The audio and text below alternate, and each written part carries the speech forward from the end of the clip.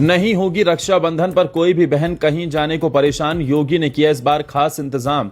भाइयों की कलाई में राखी बांधने से पहले दिया योगी ने सबसे बड़ा तोहफा। एक दो नहीं बल्कि 6 दिनों तक चलेंगी रक्षाबंधन पर खास बसें। योगी के ऐलान से महिलाओं में दौड़ी खुशी की लहर। गांव-गांव होगा बसों का इंतजाम, जारी हुआ बड़ा आदेश। विरोधी देखते रह गए, योगी के काम ने कर दिया महिलाओं को गदगद। अब खाते में भी आएंगे 20-20 हजार। तैयारी कर दी योगी सरकार ने शुरू, जानिए क्या है योगी की नई स्कीम। जो लोग उठा रहे थे योगी की कार्यशैली पर सवाल, उनको दिया योगी ने अब शांति से सारी बातों का जवाब। जी हां, ये हैरानी की बात नहीं, सच है, क्योंकि उत्तर प्रदेश में रक्षाबंधन से पहले योगी सरकार ने ऐसा दांव चला है जिसकी चर्चा गांव से लेकर शहर तक हो रही है। एक तरफ लाखों बहनों के लिए त्योहार पर सफर आसान बनाने की तैयारी कर ली गई, तो दूसरी तरफ महिलाओं को आर्थिक रूप से मजबूत बनाने वाले बड़े प्लान की चर्चा भी तेज हो गई।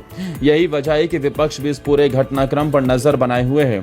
सवाल यह है कि आखिर ऐसा क्या करने जा रही है योगी सरकार जिससे महिलाओं के चेहरे पर मुस्कान दिखाई देने लगी है। चलिए आपको पूरी कहानी बताते हैं। दरअसल रक्षाबंधन का त्योहार आते ही सबसे बड़ी चिंता सफर को लेकर होती है। बहनों को अपने मायके या भाइयों के घर पहुंचना होता है और बस अड्डों पर भारी भीड़ देखने को मिलती है।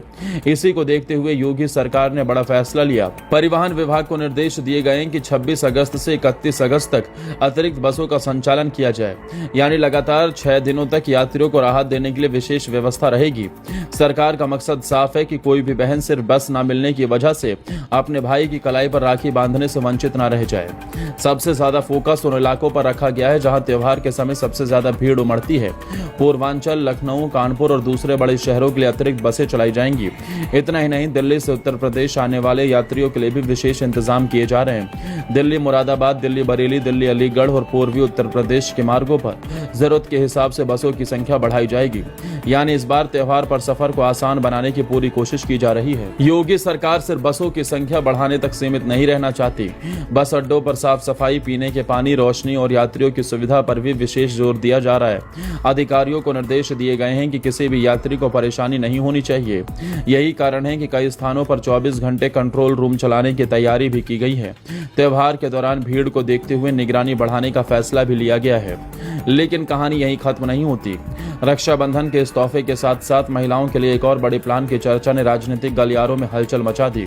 चर्चा है कि विधानसभा चुनाव से पहले महिलाओं के लिए आर्थिक सहायता की एक बड़ी योजना लाई जा सकती है।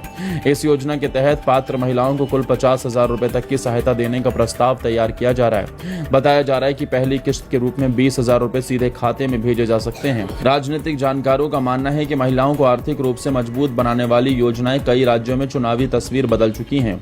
यही वजह है कि उत्तर प्रदेश में भी इस तरह की योजना को काफी अहम माना जा रहा है। सरकार का फोकस सिर्फ सहायता देने का नहीं, बल्कि महिलाओं को स्वरोजगार और आत्मनिर्भरता से जोड़ने पर भी बताया जा रहा है। यदि यह योजना लागू होती है तो इसका लाभ गांव और शहर दोनों क्षेत्रों की महिलाओं को मिल सकता है। यही कारण है कि इस समय योगी सरकार के इन दो फैसलों की चर्चा एक साथ हो रही है। एक तरफ रक्षाबंधन पर बहनों को आसान यात्रा की सुविधा देने की तैयारी है, तो दूसरी तरफ आर्थिक सहायता के जरिए महिलाओं को नई ताकत देने का दावा किया जा रहा है। राजनीतिक तौर पर भी इसे महत्वपूर्ण माना जा रहा है, क्योंकि उत्तर प्रदेश में महिला मतदाताओं की संख्या लगातार बढ़ रही है और चुनावी नतीजों में उनकी भूमिका पहले से ज्यादा अहम होती जा रही है। फिलहाल रक्षाबंधन से पहले योगी सरकार ने महिलाओं को केंद्र में रखकर बड़े संदेश देने की कोशिश की। अब देखना होगा कि अतिरिक्त बसों की व्यवस्था और महिलाओं के लिए प्रस्तावित आर्थिक योजना के लोगों के बीच कितना असर छोड़ती है। लेकिन इतना जरूर है कि रक्षाबंधन से पहले आए इन फैसलों ने पूरे प्रदेश में चर्चा का माहौल जरूर बना दिया है।